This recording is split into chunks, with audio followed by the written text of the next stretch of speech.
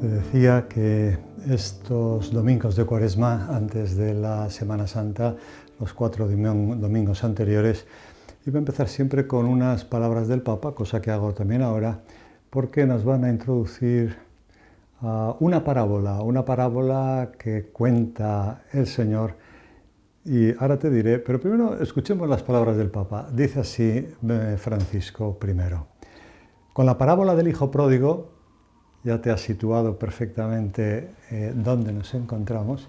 Con la parábola del Hijo Pródigo, Jesús nos cuenta que Dios nos espera siempre, igual que el Padre que espera el regreso de su Hijo. Él nos deja libres, deja que nos equivoquemos y que aprendamos. Y de esta manera volver al igual que lo hizo el Hijo Pródigo. Hemos leído siempre al empezar unas palabras del Papa Francisco, presentándonos, como quien dice, presentándonos el pasaje del Evangelio que vamos a contemplar. Este es un pasaje que ha sido dicho por los padres, por los santos, por todo el mundo, que quizá, sobre todo cara a nosotros, a los pecadores, la parábola más bonita de todas, la más bonita, la más bella, la más, no sé qué decir, construida, pensada, con un fin, que es el de que no nos alejemos de la casa del Padre, de la casa de Dios, y, dada nuestra debilidad, si nos alejamos, que volvamos. Ese sería el resumen así ya. De todas formas, vamos a ir un poquito, comentar algunos de las cosas que ha dicho Jesucristo. Yo quiero insistir mucho en esto casi siempre porque al final parece que es una cosa del cura párroco, que se me han ocurrido estas cosas. Es muy importante no olvidarnos que la parábola que vamos a escuchar ahora, que habrás escuchado en la misa esta mañana o esta tarde si vas, va a ser una parábola que la cuenta Jesucristo, Además no nos está contando una cosa de, había un rey, un príncipe, pero que no es él, o que no. Nos va a contar, nos cuenta siempre algo en el que está diciendo, este es mi Padre, que mirar si os quiere, que hace lo siguiente. Y nos cuenta, un padre tenía 2 hijos, ya nos lo sabemos de memoria. Uno le dice, padre, dame la parte de la herencia. Te quiero subrayar las palabras textuales que dice, dame la parte de la herencia, repártela. El padre reparte entre los 2 la herencia y dice ya una cosa muy interesante. No muy pocos días después, partió a un país lejano. Está como muy bien dicho. Se ve que ya lo tenía pensado. La tentación nunca es de pronto, ¡pum!, meto un tiro a alguien, no. Ahí hay un odio, o de impureza, de pronto hago una impureza, un adulterio o una fornicación. Las cosas van cuajando, todo, lo bueno y lo malo, lo bueno también. Va pensando y entonces al final una persona, un hombre o una mujer se entrega a Dios, empieza a pensar en que lo mejor que puede hacer con su vida es amarle sobre todas las cosas, y de pronto, ¡pum!, toma una decisión. Pocos días después de que ya se marchó, además, otra cosa muy importante, a lejanas tierras, o sea, cuanto más lejos, mejor. A veces las personas que les gusta mucho la televisión, que están siempre pegadas a la televisión, alguien me hacía notar en alguna ocasión que, claro, o sea, a lo mejor no atiende a la mujer, al marido, a los hijos, a la gente, a las que está ahí, está con televisión, está viendo cosas muy lejanas a él, unas películas, no, hablo de cosas buenas ahora, o cosas que son de televisión, están lejos, visión lejana, es lo que significa televisión. Entonces, a lejanas tierras, lejos de la casa del Padre. Eso es lo que hace siempre el pecado mortal. El pecado mortal siempre lo único que hace es que nos aleja de Dios, de la casa del Padre. Está muy bien pensado, perdona que insista, esta parábola del Señor, ¿no? Y siguiente asunto, dice el Evangelio, y allí derrochó toda su fortuna. Cuando el padre ha pedido la herencia, obviamente el ejemplo es que le ha dado dinero, ¿no? O sea, tantos dinero, a ti te corresponde tanto, a tu hermano otro tanto. Pero San Juan Crisóstomo dice que realmente lo que el Padre reparte son los talentos. Por eso, dice San Juan Crisóstomo, el pecado es el mal uso, es la mejor definición que yo he oído de pecado, de lo que es el pecado.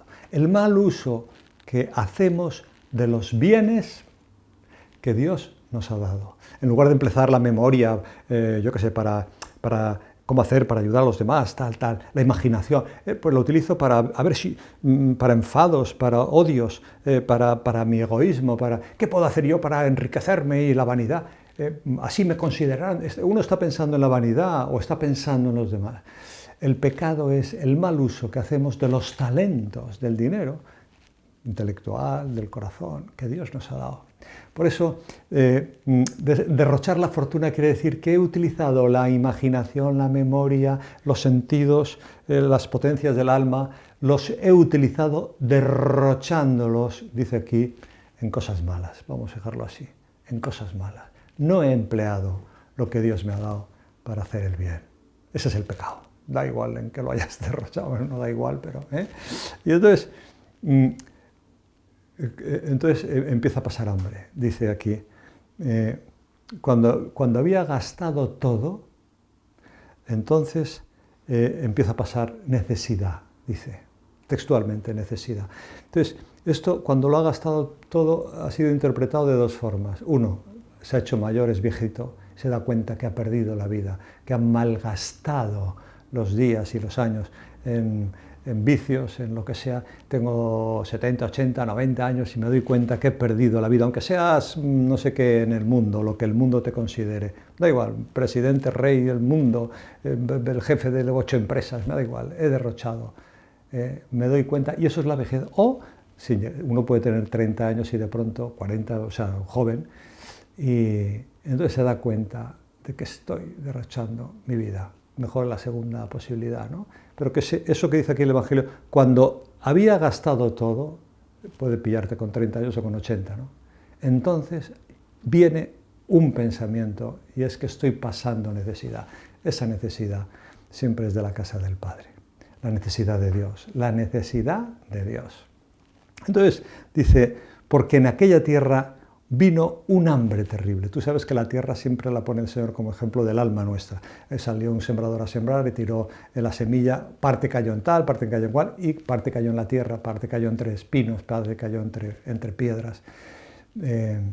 Aquella tierra, el alma de aquel buen hijo, mal hijo por ahora, el buen hijo, empezó a pasar, dice, empezó a pasar hambre, a tener necesidad de Dios.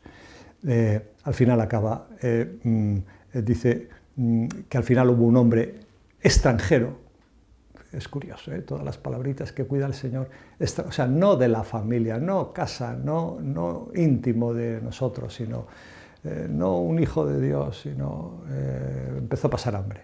Y dice, y le dio y lo mandó a cuidar a los cerdos. Yo voy a hacer aquí un inciso, tú sabes cómo acaba esta parábola, acaba bien, ¿no? Pero hago un inciso que es el siguiente.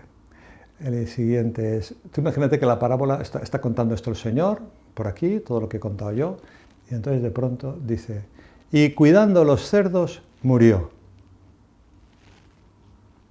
Glup. Se queda, pero así, tan mal.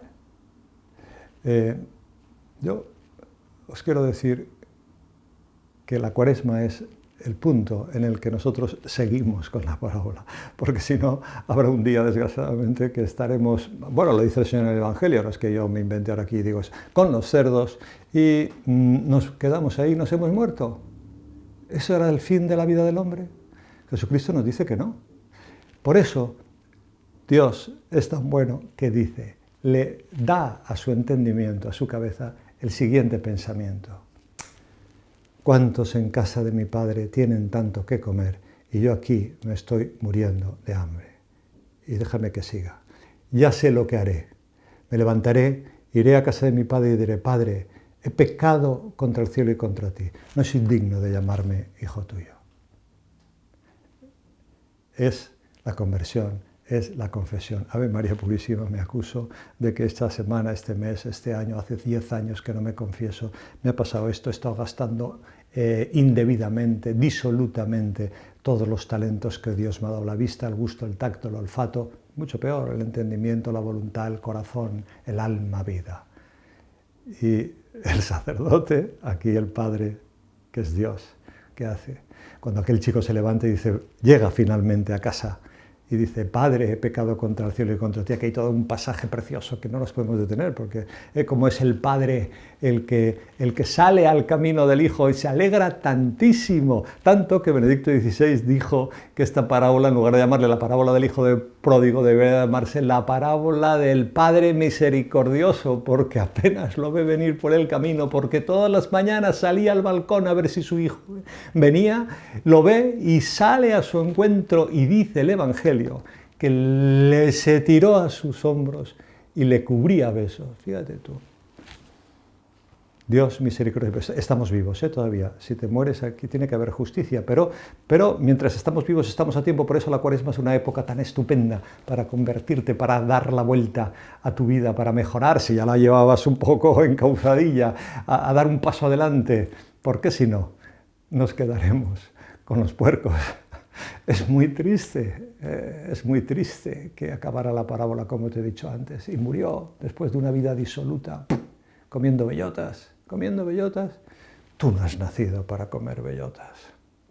Por eso, ¿cuál es la reacción de Dios Padre cuando un hijo se convierte? Cuando tú y yo nos convertimos desde muy lejos, no tan lejos, cerca, un poquito más cerca, en casa del Padre. ¿Qué es lo que hace Dios? Dice el Evangelio que organizó una fiesta, mató al ternero cebado, que era lo más que se podía hacer para significar la felicidad que tiene aquel padre de ver a aquel hijo. Le pone un anillo en los dedos que significa te recojo, te acojo, te uno. El anillo siempre significa vinculación. Habías perdido hasta el anillo, yo te doy otra vez el anillo, es el anillo de compromiso, vuelves a ser mi hijo. Y luego unas sandalias para que andes ya por el buen camino.